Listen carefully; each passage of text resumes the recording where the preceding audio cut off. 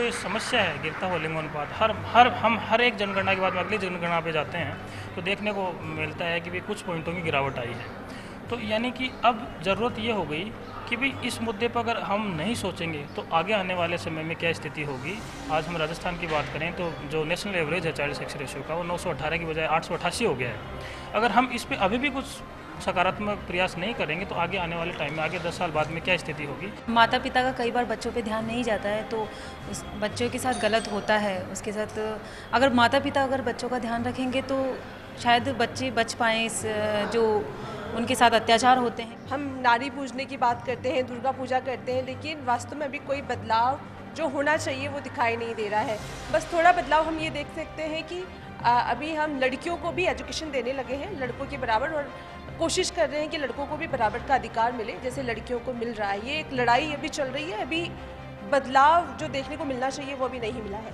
Crime इतना बढ़ रहा है कि वो बिल्कुल सुरक्षित नहीं है। कहीं पे भी निकलती है तो उनके साथ प्रॉब्लम खड़ी हो ही जाती है। अगर वो घर से बाहर भी निकलती है तो 10 बार सोचना पड़ता है कि मैं अच्छे से सुरक्षित हूँ या नहीं हूँ। हमारे समाज के अंदर क्या कि जो ये रूढ़िवादी परंपराएं जो चल रही हैं कि बच्चियों को नहीं भेजना चाहिए, वो सेफ़ नहीं है, वो कपड़े को लेकर के बात करते हैं या किसी भी चीज़ को लेकर बात करते हैं। सरकार इस चीज़ को लेकर के अवेयर तो कर रही है, लेकिन जो भी बातें होती हैं उनको इम्प्लीमेंट नहीं कर पाती है।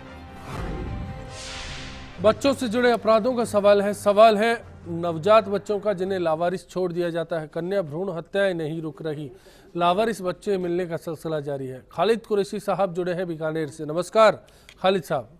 नमस्कार। बताएं सर, क्या कहना चाहेंगे।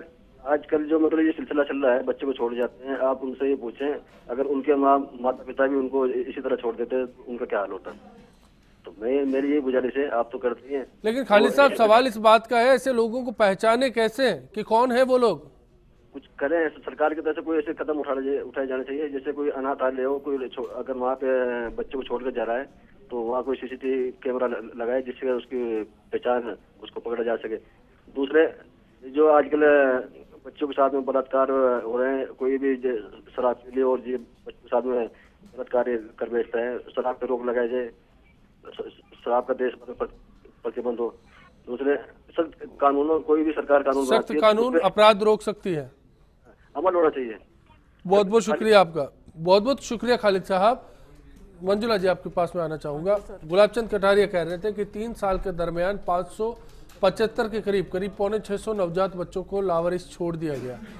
264 के करीब कन्या भ्रूण मिले जिन्हें पैदा होने से पहले ही कौख में मार दिया गया। 186 बच्चे ऐसे थे जिनको माँ बाप ने दर बदर भटकने के लिए छोड़ दिया। इस आंकड़े पर आपकी क्या राय है? सर मैं तो ये जानती हूँ कि ऐसे जो माँ बाप हैं, ऐसे जो लोग हैं जो बच्चों को ऐसे छोड़ देते हैं, उन लोगों के खिलाफ कार्रवाई करनी चाहिए।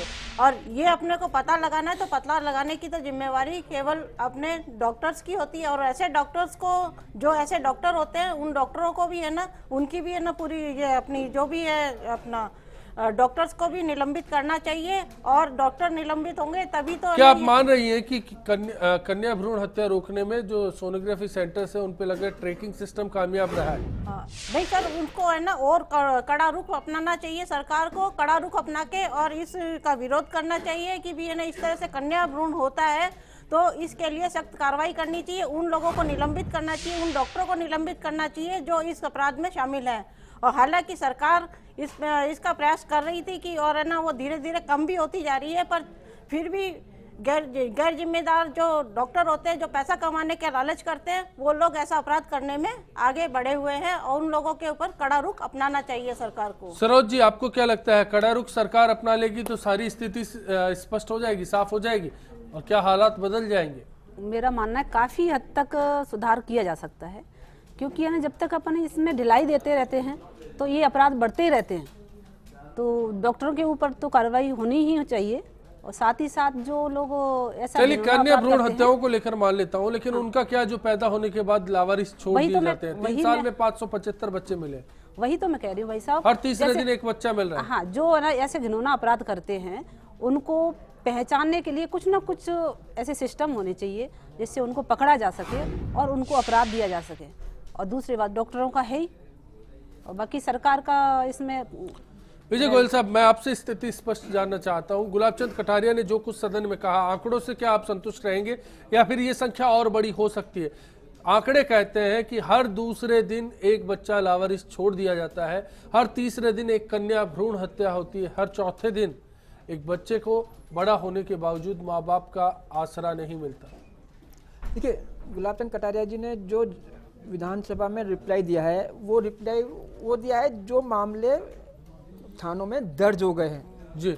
जो मामले थानों में दर्ज नहीं है उनकी तो कोई संख्या ही नहीं है, और वो संख्या इससे कहीं। आपको लगता है कि सच अलग है इसमें? बहुत ज्यादा अलग है, बहुत ज्यादा अलग है। जब ये 189 बच्चे कह रहे हैं लावारिस बच्चे, मुझसे हमारे सेंटर पर ही करीब 40 से अधिक बच्चे पिछले 1.5 साल में आ चुके हैं।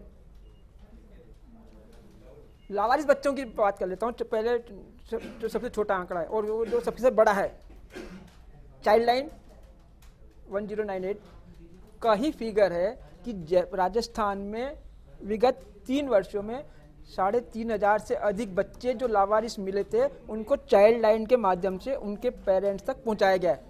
तो मंत्री को भी जानकारी नहीं है, सरकार की मंशा पर फिर क्या सवाल करेंगे हम लोग? बिल्कुल है जानकारी नहीं। अश्विनी जी देखो, समझिए, मंत्री जी को जो जानकारी दी वो किसने दी? थानों ने। थानों ने, आपने उस जवाब को नहीं देखा, मैंने उस जवाब को देखा है। 186 बच्चे वो हैं जिनको कि आपने दस्तयाब किया थाने के अंदर, वो हैं। मैं एक उदाहरण दे देता हूं आपको। आज से 3 दिन पहले मेरे को एक थाने वाले एक बच्चे को लेकर के आए। मैंने उससे कहा कि क्या आपने इसका FIR दर्ज करी, क्या आपने इसको कहीं रोज नाम से दर्ज किया? उनका ये कहना था कि साहब मैं FIR किसके नाम दर्ज करूं, किसके नाम, किसको अपराधी बनाऊं? इस बच्चे को, इसके माँ बाप को ढूंढना है, आप इस बच्चे के माँ बाप को ढूंढ दीजिए। ठीक है, वो तो हम करेंगे ऐसे ही। ये अधिकांशतः हो रहा है। जहाँ बच्चा कहीं लावारिस मिल रहा है, किसी पुलिस वाले को मिल रहा है, तो वो थाने में लिया जाता है।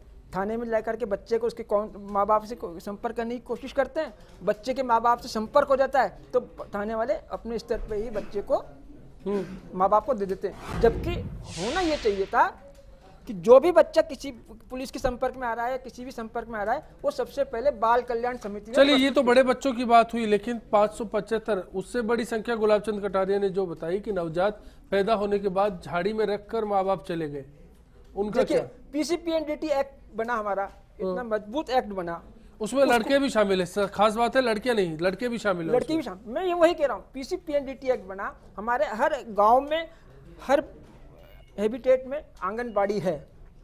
आंगनबाड़ी केंद्र का, आंगनबाड़ी कार्यकर्ता का ये दायित्व है कि वो जो भी गर्भवती महिला है, जो रजिस्टर्ड महिला गर्भवती हो रही है, उसको, उसकी पूरी निगरानी करे अगले 9 महीने तक, जब तक कि वो बच्चे को जन्म नहीं देती थी।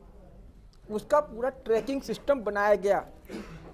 राजस्थान सरकार की ही बात कर लें, राजस्थान सरकार ने कहा कि हम हर गर्भवती महिला को ट्रैक करेंगे, उसके लिए हम एक वेब पोर्टल बनाएंगे, महिला एवं बाल विकास विभाग की तरफ से उसकी निगरानी करेंगे। मतलब ये मानूं कि ट्रैकिंग तो कहीं न कहीं छूट रही है, वो कारण सबसे बड़ा है। बहुत बड़ा लेकुना है। यदि आप इस ट्रैकिंग सिस्टम को ही अपडेट कर लेते हैं और हर गर्भवती महिला का आप डेटाबेस तैयार कर लेते हैं, तो आपको अपने आप मालूम पड़ जाए कि आज ये एक्स महिला थी, ये गर्भवती हुई है, ये 9 महीने बाद इसने बच्चे को डिलीवर किया, नहीं किया, यदि बच्चे को डिलीवर किया तो इसने बच्चे को कहाँ डिलीवर किया, यदि भ्रूण हत्या हुई तो कहाँ। जी, ये ट्रैकिंग सिस्टम होना पड़ेगा और मजबूत करना पड़ेगा। PCPNDT एक्ट को उसके मुताबिक थोड़ा एक्सप्लोर करना पड़ेगा, तब जाके स्थिति मंशा के अनुसार उसको लागू तो करो। जी, आप अभी तक उस एक्ट को लगभग इतना लंबा समय हो गया है, आप उसको उसकी मंशा के अनुसार। पंचशील जैन साहब, चलिए मैं अब आपके पास में आ रहा हूँ, आप बता दीजिए कि सरकार क्या कर सकती है ऐसे हालात में, कैसे कन्या भ्रूण हत्या रोकी जा सकती है? क्या जो ट्रैकिंग सिस्टम है वो पर्याप्त है या फिर उसको और एफिशिएंट बनाने की ज़रूरत है? नवजात बच्चे मिल रहे हैं, लावारिस बच्चे मिल रहे हैं, उसको लेकर क्या कानून अपना काम कर रहा है, सरकार अपना काम कर रही है, समाज अपना काम ठीक से कर पा रहा है? मुझे नहीं लगता कि कहीं पे भी काम ठीक हो रहा है, वो ठीक होने की ज़रूरत है। जहाँ तक कन्या भ्रूण हत्या की बात है, तो ऐसे काम में कहीं ना कहीं एक डॉक्टर शामिल होता ही है। और देखिए, डॉक्टर ने इतनी शिक्षा ली है, इतनी बड़ी पढ़ाई की है, सबसे ज़्यादा मेरे समझ में डॉक्टर की पढ़ाई सबसे लंबी होती है, सबसे कठिन होती है। और ऐसे डॉक्टर जो बच्चों को मारते हैं, वो डॉक्टर कहाँ हुए? वो तो जल्लाद हो गए। तो हमको डॉक्टरों का भी काउंसलिंग करनी चाहिए और उन डॉक्टरों को सजा मिलनी चाहिए, इनका लाइसेंस कैंसिल होना चाहिए। आज तक कितने कैंसिल हुए हैं आप बताइए मेरे को, कितनी घटनाएं हो गई जी। और ऐसे डॉक्टरों को जब कुछ कार्यवाही होती है तो दूसरे डॉक्टर बचाने के लिए आ जाते हैं। तो ये क्या हो रहा है देश में? जब तक दंड नहीं मिलेगा अपराध का, अपराध तो बढ़ेंगे। हमको दंड प्रक्रिया को सही करना पड़ेगा और जो उनको दंड देने में जो बचाव करते हैं, चाहे कितने भी बड़े लोग हों, चाहे कहीं पे भी बैठे हुए लोग हों, उनको ये सोचना चाहिए कि वो बहुत गलत काम कर रहे हैं, इससे अपराध बढ़ रहे हैं। दूसरी बात, मैं एक और बात कहना चाहता हूं जिसपे कभी चर्चा नहीं होती है। ये जो सेक्स रेशियो का जो डिफरेंस है, ये भी एक सेक्स क्राइम के पीछे बहुत बड़ा कारण है। आज देखिए जो डिफरेंस है, मैं मान रहा हूं कि देश में करीब ऐसे कम से कम 1 करोड़ युवा ऐसे होंगे जिनकी हर साल शादी नहीं होती है, और ये आंकड़ा बढ़ता जा रहा है ये सेक्स रेशियो के डिफरेंस के कारण। तो कभी इस बात पे भी चर्चा होनी चाहिए कि इसके पीछे कहीं क्राइम के, ये एक बहुत बड़ा कारण हो सकता है क्राइम के पीछे। मतलब सामाजिक दोष सबसे बड़ा है यहाँ पर, वो जिम्मेदारी है जो समाज नहीं निभाता और उसके नकारात्मक असर के तौर पर हम जो गलत नीतियां, बच्चों के साथ बढ़ते अपराधों को हम देख रहे हैं, उसका असर पड़ रहा है हर चीजों का।